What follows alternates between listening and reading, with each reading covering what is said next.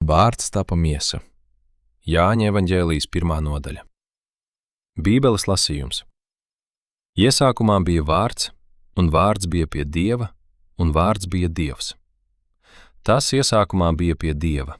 Caur viņu viss ir radies, un bez viņa nekas nav radies, kas ir radies. Viņā bija dzīvība, un dzīvība bija cilvēku gaisma.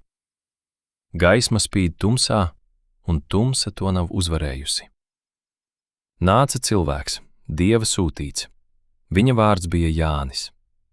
Viņš nāca liecībai, lai liecinātu par gaismu, lai visi caur viņu ticētu.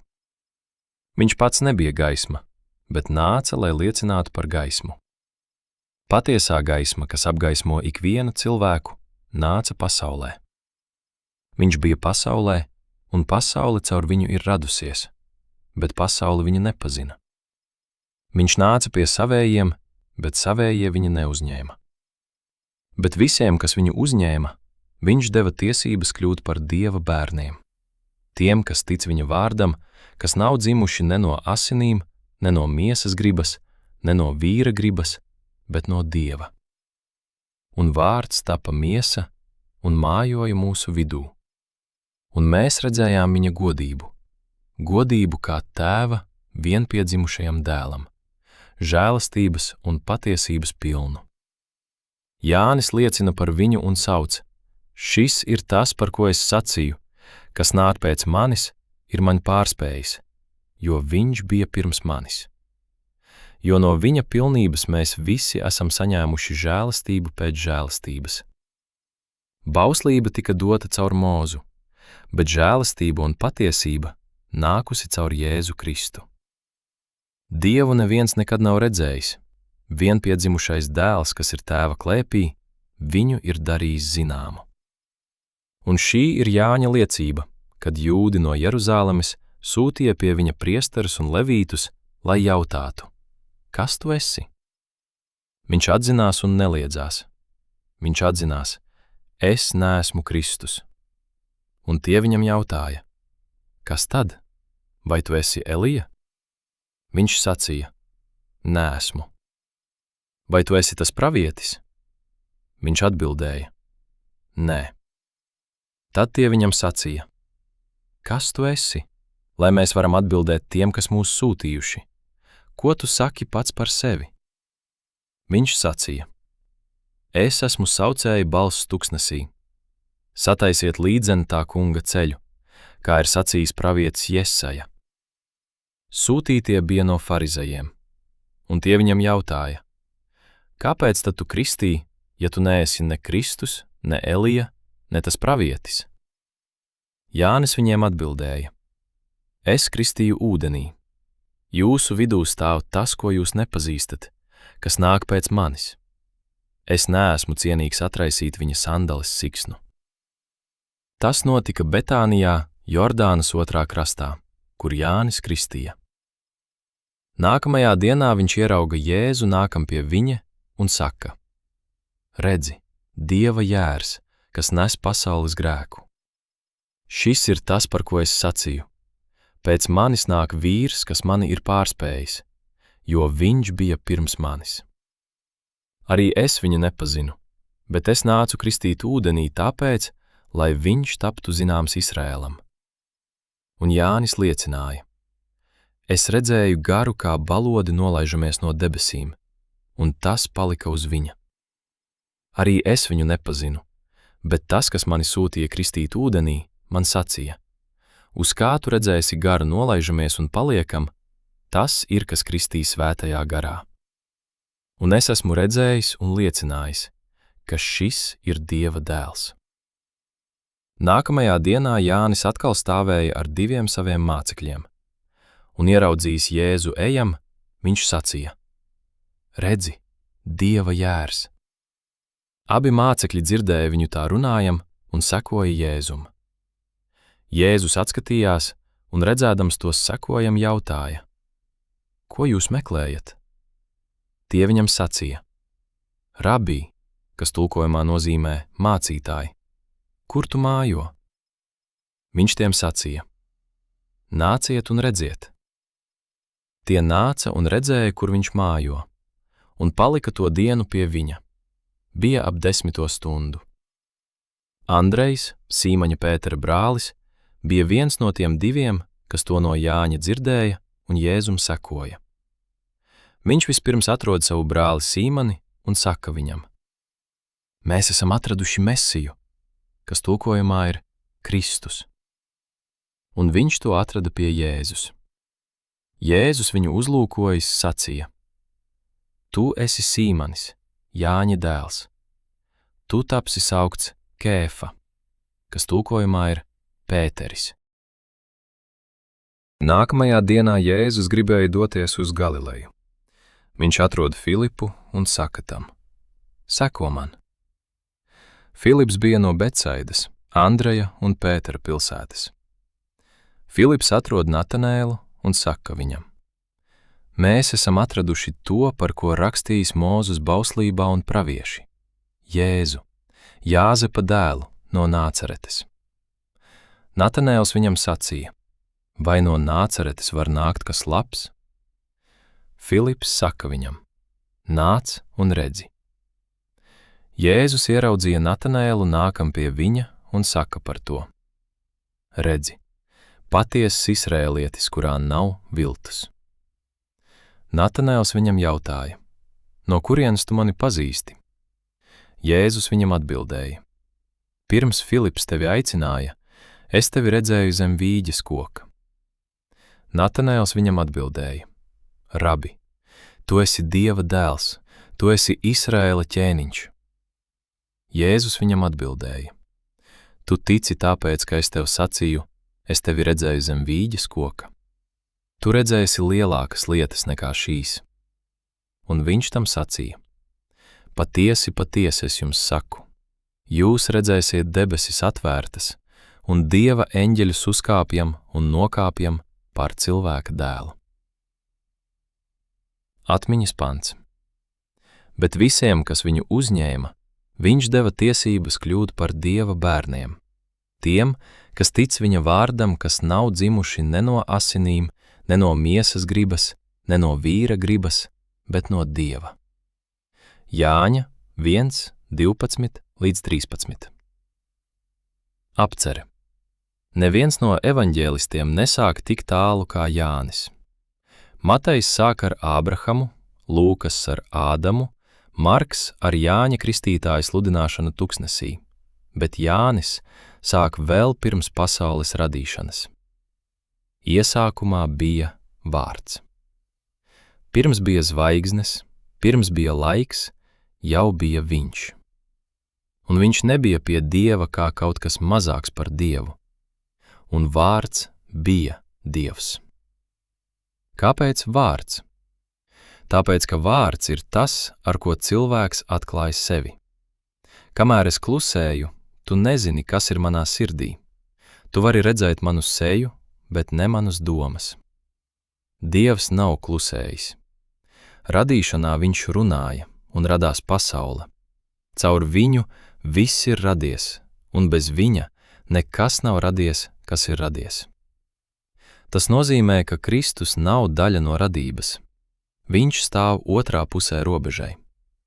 Viss, uz ko tu šodien paskatīsies, koks aiz loga, tavas rokas, gaisma istabā, ir viņa darbs. Bet tad notiek tas, kas pārsniedz mūsu prātu. Un vārds tapa miesa un mājoja mūsu vidū. Vārds, ko Jānis lieto, nozīmē uzcēla telti. Tas pats Dievs, kas tuksnesī mājoja teltī tautas vidū, tagad uzceļ telti no cilvēka miesas un dzīvo mums blakus. Dievs neatsūtīja vēstuli. Viņš neatsūtīja tikai vēl vienu pravieti. Viņš atnāca pats, ar rokām, ar balsi, ar asarām, ar nogurumu vakarā, ar slāpēm dienas vidū. Ievēro divus vārdus, kas šeit stāv blakus – žēlastības un patiesības pilnu. Mums parasti sanāk viens uz otra rēķina. Ja gribam būt žēlīgi, mēs pieklusinām patiesību. Ja gribam būt patiesi, mēs kļūstam bargi. Kristū abi ir pilnībā. Viņš neatlaida ne colu no patiesības par grēku, un tomēr neviens nekad nav bijis maigāks pret grēciniekiem. Un no tā mēs esam saņēmuši žēlastību pēc žēlastības, kā vilnis pēc viļņa, kas nāk krastā un neapstājas. Tagad ievēro divus teikumus, un starp tiem iet robeža cauri visai cilvēcei. Viņš nāca pie savējiem, bet savējie viņu neuzņēma. Un tūlīt pēc tam, bet visiem, kas viņu uzņēma, viņš deva tiesības kļūt par Dieva bērniem, tiem, kas tic viņa vārdam. Uzmanīgi! Ne visi cilvēki pēc dabas ir Dieva bērni. Par Dieva bērnu nekļūst ne ar dzimšanu kristīgā ģimenē, ne ar vecmāmiņas ticību, ne ar to, ka mūsu vārds ir ierakstīts kādā draudzes grāmatā. Nākamais teikums to nogriež pavisam skaidri. Kas nav dzimuši ne no asinīm, ne no miesas gribas, ne no vīra gribas, bet no Dieva. Jaunā dzimšana ir Dieva darbs, un tā notiek tur, kur cilvēks personīgi uzņem Kristu. Un vēl viena rindiņa, kuru viegli pārlaist. Gaisma spīd tumsā, un tumsa to nav uzvarējusi. Ievēro laiku. Spīd. Nespīdēja kādreiz, nespīdēs reiz. Šodien, šajā gadā, šajā valstī, ar visu, kas notiek pasaulē un tavā ģimenē, gaisma joprojām spīd, un tumsa to nav uzvarējusi. Tas nav optimisms. Tas ir fakts, uz kuru kristietis stāv arī tad, kad nekas neizskatās gaišs. Nodaļas otrā puse ir par lieciniekiem. Par Jāni Kristītāju teikts brīnišķīgi vienkārši. Viņš pats nebija gaisma, bet nāca, lai liecinātu par gaismu. Tas ir katra kristieša amata apraksts. Mēs neesam gaisma, mēs esam pirksts, kas rāda uz gaismu. Kad priesteri viņam jautā, kas viņš ir, Jānis vispirms pasaka, kas viņš nav. Es neesmu Kristus. Ne Elija, ne pravietis, viņš ir tikai balss. Cilvēks, kas ir sapratis, ka viņš ir balss, nevis vārds, ir brīvs no milzīgas nastas. Un kad Jānis ierauga Jēzu, viņš nesaka, nāciet pie manis. Viņš saka, redzi, Dieva jērs, kas nes pasaules grēku. Un pēc tam mierīgi noskatās, kā divi viņa paša mācekļi aiziet Jēzum līdzi. Tas ir kalpotāja lielums. Priecāties, kad cilvēki pieķeras Kristum, nevis mums. Draudzē, ģimenē, mājas grupā vienmēr ir kārdinājums, lai cilvēki pieķeras mums. Jānis to nedarīja. Pievērs uzmanību arī tam, kādi ir Jēzus pirmie vārdi visā šajā evaņģēlijā. Tas nav sprediķis un ne pavēle. Tas ir jautājums. Ko jūs meklējat? Viņš to jautā arī tev šorīt. Ko tu patiesībā meklē, kad atver Bībeli? Mieru? Atbildes? Sajūtu, ka esi kārtīgs? Vai viņu pašu? Un kad mācekļi neveikli atbild ar pretjautājumu, viņš neizsmej viņus, bet saka, nāciet un redziet. Un tad seko tas, kas notiek gandrīz katrā draudzē, kur cilvēki tiešām ir satikuši Kristu. Andrejs vispirms atrod savu brāli Sīmani. Filips atrod Natanēlu. Un kad Natanēls sāk šaubīties un ironizēt, vai no Nācaretes var nākt kas labs, Filips neuzsāk garas debates. Viņš saka 3 vārdus. Nāc un redzi. Tā ir visvienkāršākā un vienlaikus visspēcīgākā liecība, kāda vispār ir. Tev nav jābūt teologam. Tev jābūt cilvēkam, kas pats ir redzējis. Un vēl viena maza, ļoti mierinoša detaļa nodaļas beigās. Natanēls jautā, no kurienes tu mani pazīsti? Jēzus atbild, pirms Filips tevi aicināja, Es tevi redzēju zem vīģes koka. Mēs nezinām, kas tur notika. Varbūt lūkšana, varbūt asaras, varbūt kāda doma, ko viņš nevienam nebija teicis, bet Jēzus to bija redzējis. Viņš tevi ir redzējis tavā vīģes koka ēnā, tajā vietā, par kuru neviens nezina. Un viņš nāk pie tevis nevis neskatoties uz to, ko tu redzēja, bet tieši to zinādams. Šodien, kad aizvērsi šo grāmatiņu, tev būs jāiet uz darbu, uz skolu, uz veikalu, jāatgriežas pie parastajām lietām. Paņem līdzi 2 jautājumus. Pirmais. Vai es viņu esmu uzņēmis? Ne tikai apbrīnojis no attāluma, ne tikai piekritis, ka viņš ir bijis labs cilvēks, bet uzņēmis kā kungu savā dzīvē. Otrais. Kurš ir mans Sīmanis? Kurš ir mans Natanēls? Ir kāds cilvēks, kuram tu esi vistuvāk un kuram neviens cits nepateiks. Andrejs sāk ar savu brāli. Sāc ar to, kas tev vistuvāk. Lūkšana.